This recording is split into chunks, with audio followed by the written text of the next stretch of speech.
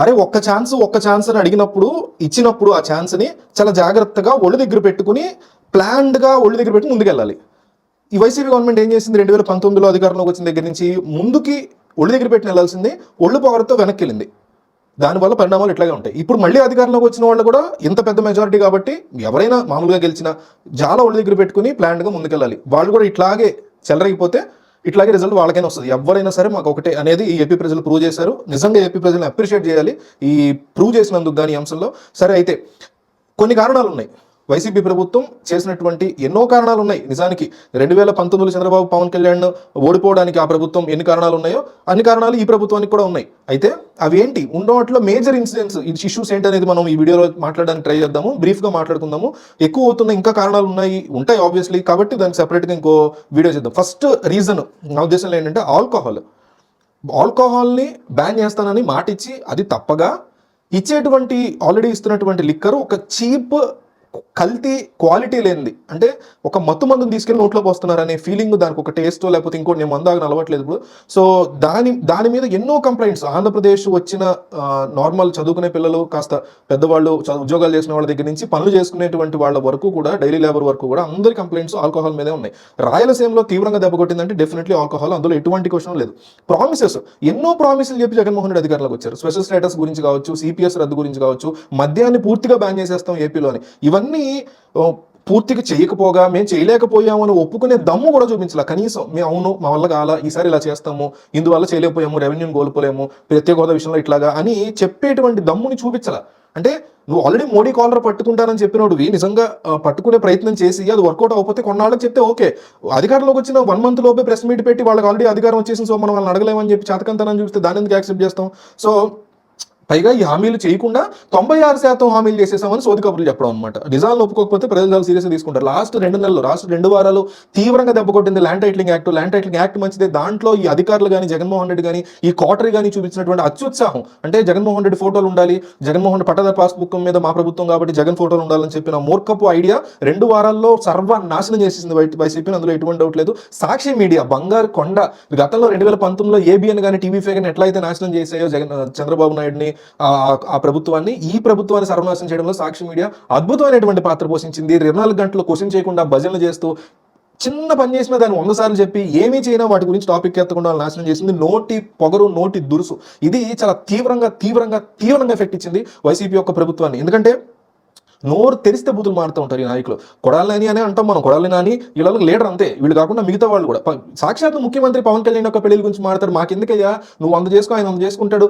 పవన్ కళ్యాణ్ పెళ్లిళ్ళ విషయంలో నేను చెప్పదలుచుకున్నా. పవన్ కళ్యాణ్ పెళ్లి టైంలో రేణు దేశాయ్తో బంధంలో ఉండి వేరే వాళ్ళతో బిడ్డ కన్నాడు అనేది డెఫినెట్లీ రాంగ్. దాన్ని ఎవరైనా మేము కండెమ్ చేస్తాం. దాని గురించి రేణు దేశాయ్ రోడ్ ఎక్కితే డెఫినెట్లీ రేణు దేశాయ్ వెనకాల మేము నిలబడతాం. కానీ దాన్ని మీరు ఎలక్షన్ పాయింట్కి రోజు అదే మాట్లాడుతూ ఉంటే మాకు చిరాకు వస్తుంది కదా.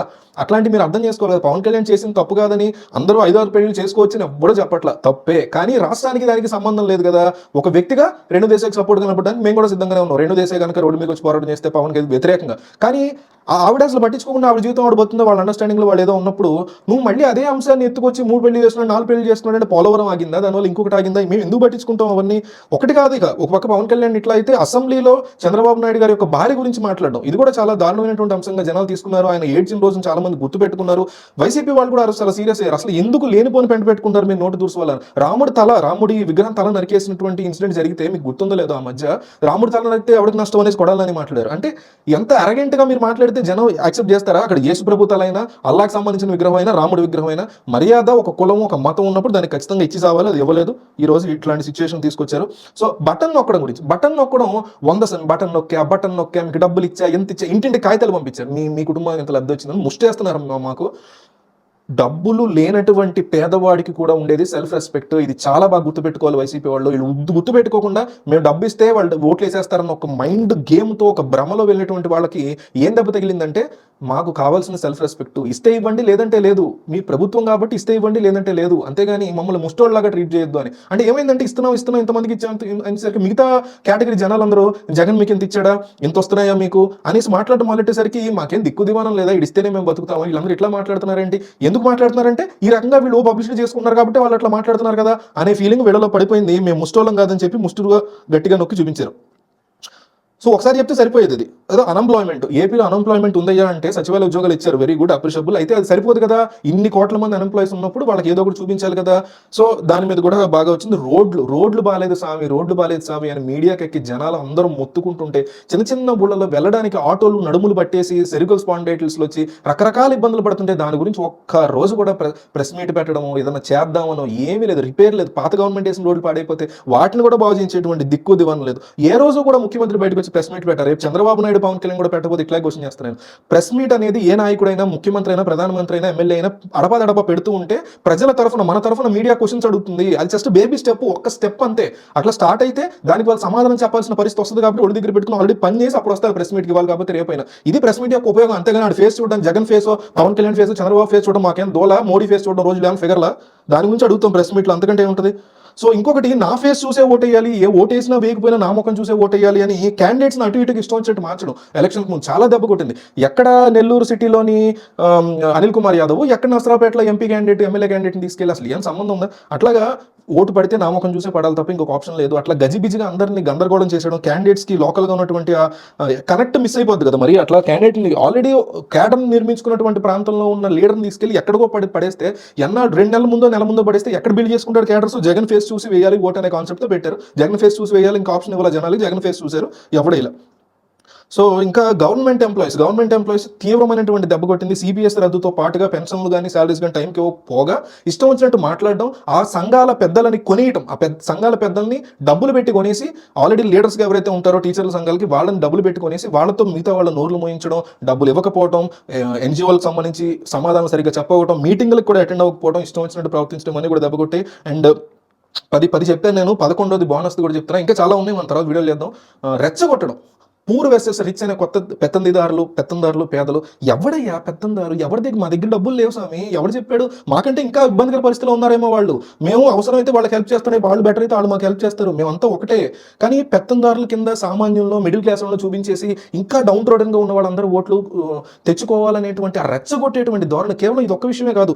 చంద్రబాబు, మర్చిపోయాను, చాలా ఇంపార్టెంట్, చంద్రబాబు నాయుడు అరెస్ట్ అనేది చాలా తీవ్రమైనటువంటి వన్ ఆఫ్ ద మేజర్ ఫ్యాక్టర్గా తగిలింది జగన్మోహన్ రెడ్డి ప్రభుత్వానికి. చంద్రబాబు నాయుడు అరెస్ట్ ఎంత దెబ్బ తగిలిందో, ఆయన అరెస్ట్ అయ్యాడు కదా, ఆయన చూడడానికి వస్తున్నటువంటి పవన్ కళ్యాణ్ని ఆపడం, అర్ధరాత్రి క్రియేట్ చేసినటువంటి హైడ్రామా. మీ మనాన్ని మీరు వదిలేస్తే వాళ్ళు బతుకుతారు. అంటే అరెస్ట్ చేయడం నేను తప్పట్టట్లా. స్కిల్ డెవలప్మెంట్ కేసులో ఖచ్చితంగా తప్పు ఉంటే అరెస్ట్ చేయాలి. రేపు రానున్నటువంటి ప్రభుత్వాలు కూడా దాని మీద ప్రూవ్ చేసుకోవాల్సి ఉంటుంది, నేను ఎటువంటి తప్పు చేయలేదు ఇందులో అనేసి చంద్రబాబు. సో అరెస్ట్కి వ్యతిరేకం కాదు, టార్గెటెడ్గా, కక్ష సాధింపుగా, తెల్లారిన దగ్గర నుంచి చంద్రబాబు అనండి, ఇంకొకళ్ళని కక్ష సాధింపు తప్ప ఇంకా ఏమీ చేయలేదు ఈ ప్రభుత్వంలో అనేవాళ్ళు కొన్ని కోట్ల మంది ఉన్నారు రాష్ట్రంలో. ఈజీగా ఒక 30-40 లక్షల మంది ఓపెన్గా ఈ ప్రభుత్వం వచ్చాక చేసింది ఏమన్నా ఉందా అంటే అది కక్ష సాధింపు మాత్రమే అనేవాళ్ళు బొచ్చుడు మంది ఉన్నారు. సో ఇన్ని రీజన్స్ వల్ల వీళ్ళు ఓడిపోయినటువంటి సిచ్యువేషన్. వచ్చినటువంటి కొత్త ప్రభుత్వాన్ని కూడా వదిలే ప్రసక్తే లేదు. వాళ్ళు కూడా ఇట్లాంటివి చేస్తే ఇంకా ఎక్కువ క్వశ్చన్ చేస్తాం, ఇంకా ఎక్కువ బాధ్యతాయుతమైనటువంటి పొజిషన్లోకి వచ్చారు వాళ్ళు. ఎందుకంటే మాకు వద్దు జగన్, మేము పంపించేసాం, మళ్ళీ అట్లాగే మీరు కూడా జగన్ లాగా ప్రవర్తిస్తే మిమ్మల్ని కూడా ఈ ఓడించిన తర్వాత వీడియో చేయము, ఓడించడానికి వీడియోలు చేస్తూ ఉంటాం. సో ఎవరిని వదిలే ప్రసక్తే లేదు. ఆంధ్రప్రదేశ్ ప్రజల యొక్క తీర్పు చాలా కరెక్ట్గా ఇచ్చారు. వీడియో షేర్ చేయండి, మీకు రీజన్స్ నచ్చితే ఇంకా వీడియోలు చేద్దాం.